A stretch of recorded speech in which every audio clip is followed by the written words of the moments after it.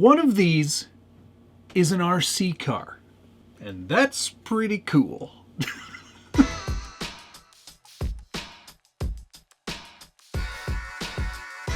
Welcome back to the Skill Builders Guild. Thanks again for watching. Today we're taking a first look, run, and tabletop race review of the new HPI Nano TTR. And this is it right here. This little guy is a radio control car. And not a crappy one either.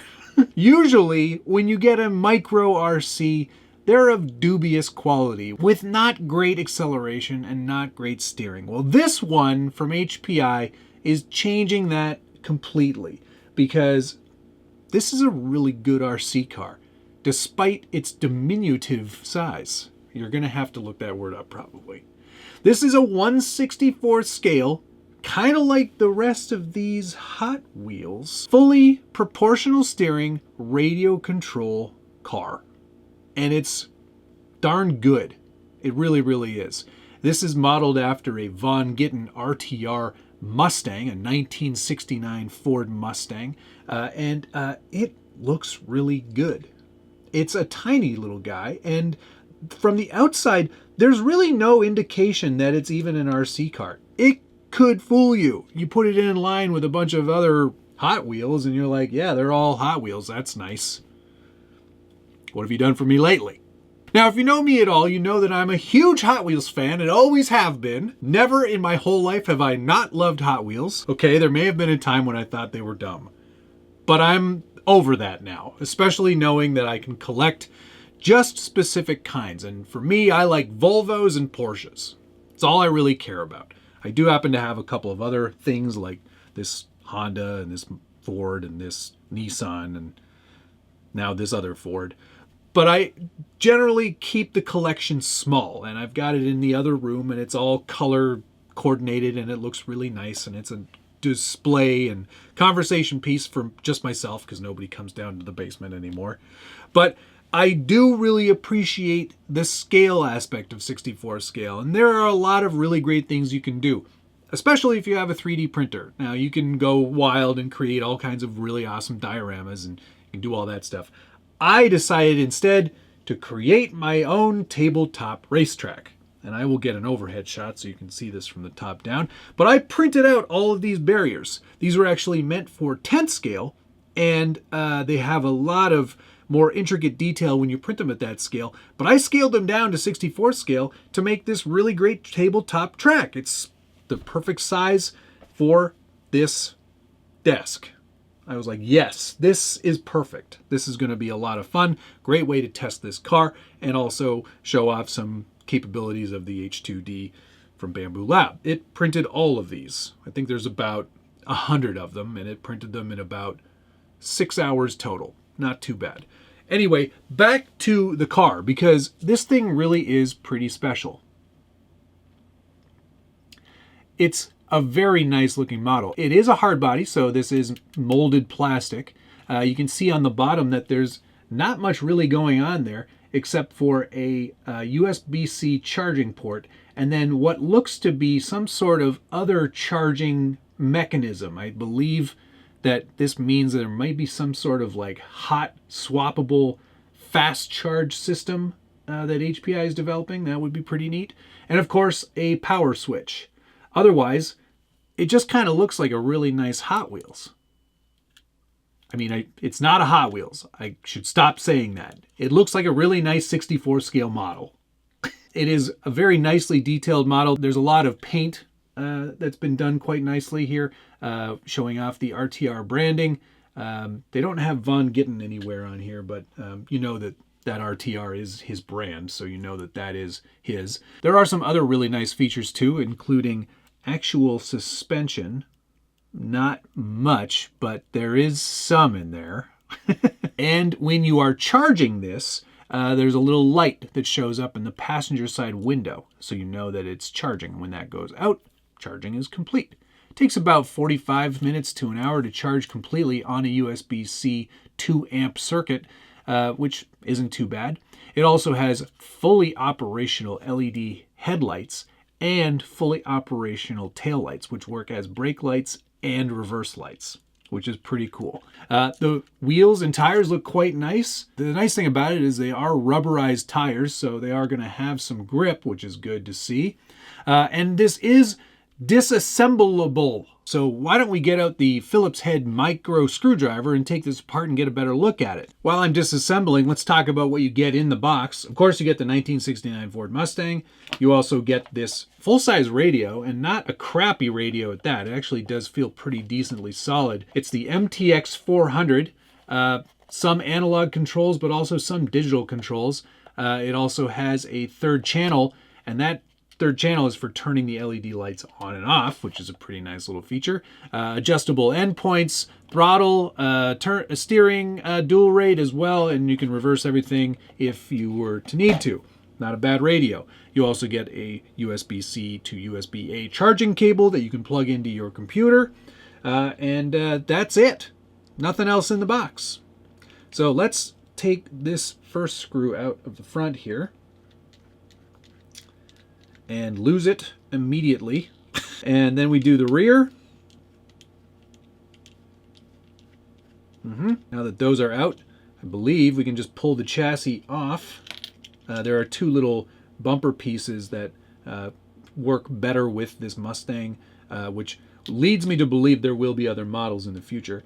And then we can just pull off the chassis, and you can see a small little tiny little LiPo battery. That is a 59 milliamp hour 1S LiPo. Quite a large board, as you can see, in comparison to the rest of the size of the vehicle. You can see the antenna is here on this side, and that's about all you're going to get to see, I think, because the rest of it is sandwiched together.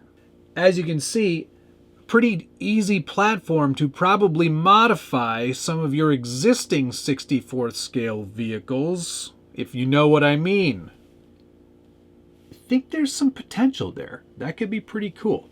Nothing on the inside of the shell of the body except for the LED sort of lens enhancement elements, if you will. Put those back in.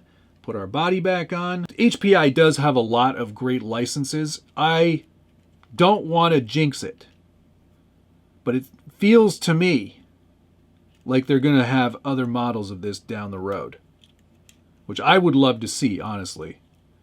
Being able to race these with your friends and having a few different models to play with would be an amazing experience, because it's always better when everyone can have the kind of car they want.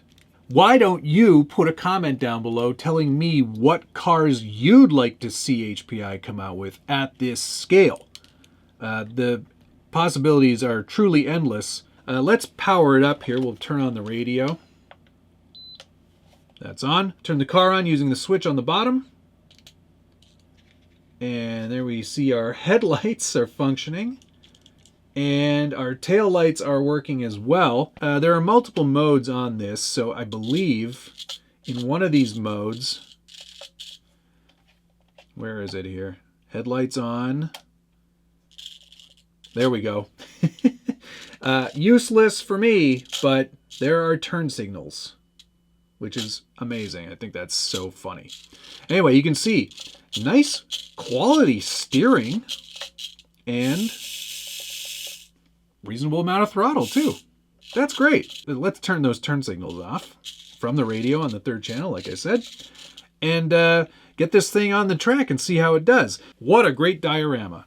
I'm going to get out my phone and we'll set this up so we can have a little top-down action. So I built this track. We can sort of give you a pretty good idea of how it's going to go here. We're going to come around here, do a full figure 8 through here, come up around here, and back to there. I guess I should start, I should do a start-finish line. I didn't think about that. Perfect. We'll do it on this sweeper here. There's the finish line. Scale Builders Guild. How appropriate. Love it. Okay. Let's just drive a little bit, get used to the idea of having a 64th scale car. And here we go. Oh, yeah. Oh, yes. This is really great.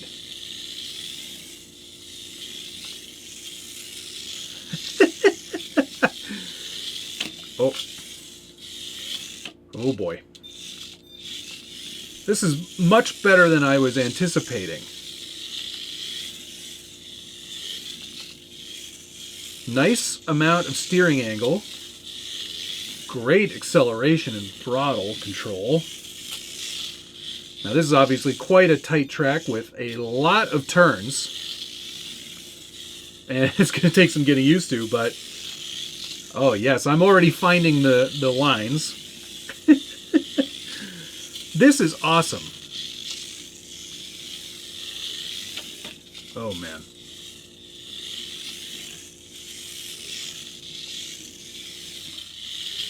I can see how something of this size with a couple of your friends on maybe a slightly larger table, this could be a lot of fun.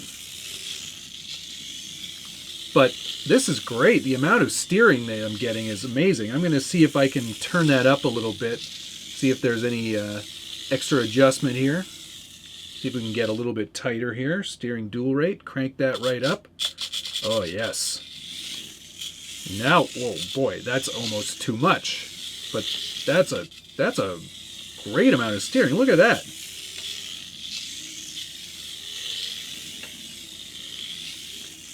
That's pretty darn good. That's cranked up almost all the way. I can't get to full throttle.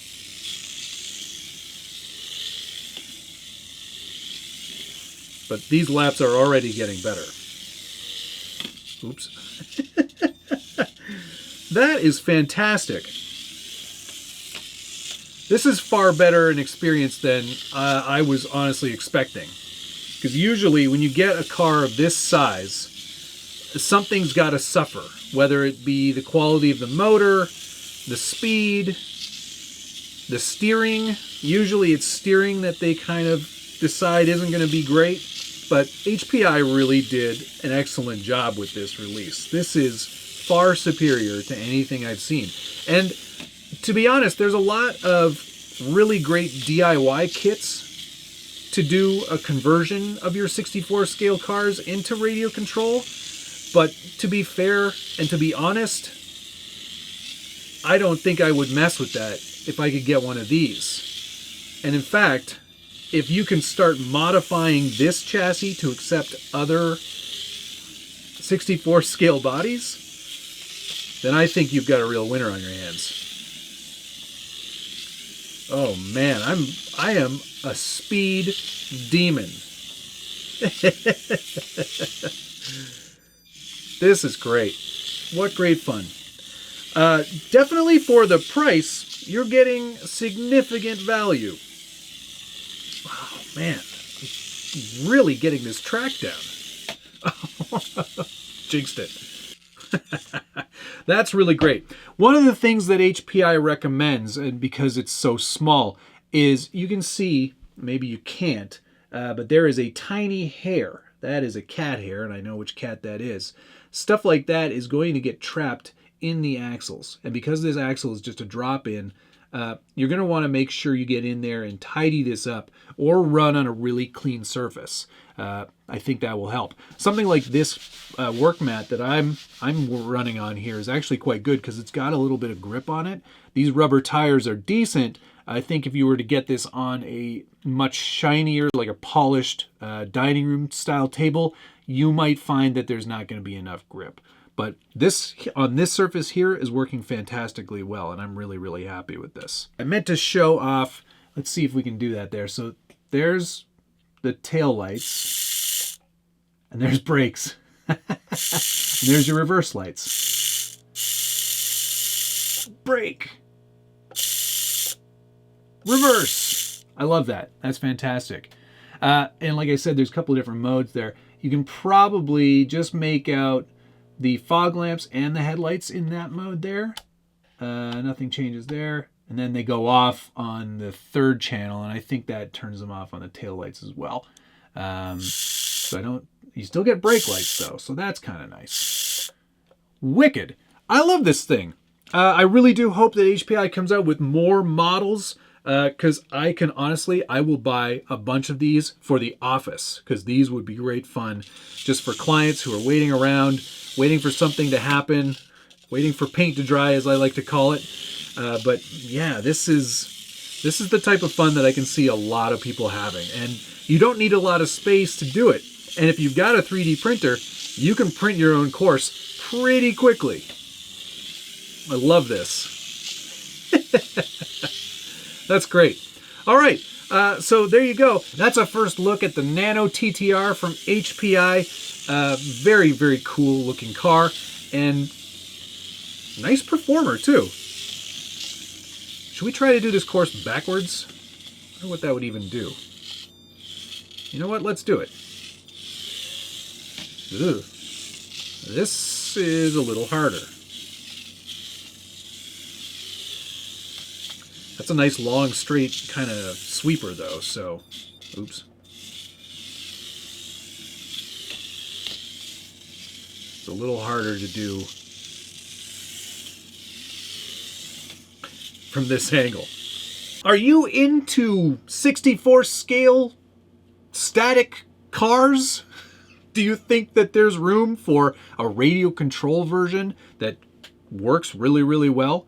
Put a comment down below. Let me know what models you collect if you are that specific. Let me know what you are into. Post a comment down below. You know I love reading through your feedback, and I try to answer as many of those comments as I can. And of course, if you're enjoying this video, hit the like button, subscribe if you haven't already, ring that notification bell, and you'll get updates anytime there's a new video from the Scale Builders Guild. I do like these small cars, and if you like small things, you should check out the small channel membership that we have. Terrible segue. Definitely check that out though. I offer all kinds of behind the scenes content, tips and tricks, travel logs. I went to a swap meet this weekend. I shared that with all of my viewers. All kinds of really fun content, and you get videos like this, not necessarily this one, but some videos early. Check that out. And thank you, of course, to all of these gold level ding-dongs for being a part of that really excellent community. It is such a great way to share a little bit of extra content with you. And for that, I thank you for being a ding-dong. All right, the dog's barking. I think that's going to do it. Thank you so much for watching. We'll see you again next time.